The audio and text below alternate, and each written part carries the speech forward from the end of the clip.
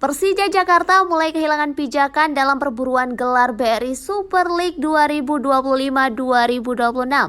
Kekalahan 0-2 dari Arema FC di Stadion Utama Gelora Bung Karno Minggu 8 Februari malam menjadi sinyal bahwa jalur menuju juara tak lagi semulus beberapa pekan sebelumnya.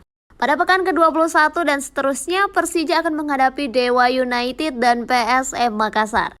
Dua laga yang bukan sekedar formalitas kalender tetapi berpotensi menjadi titik belok musim.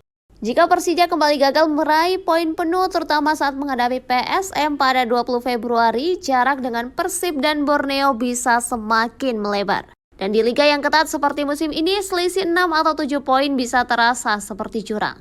Bagi Persija, ancaman tidak hanya datang dari papan atas seperti Persib atau Borneo. Jika Arema sudah memberi pukulan pertama, PSM berpeluang menjadi ujian berikutnya.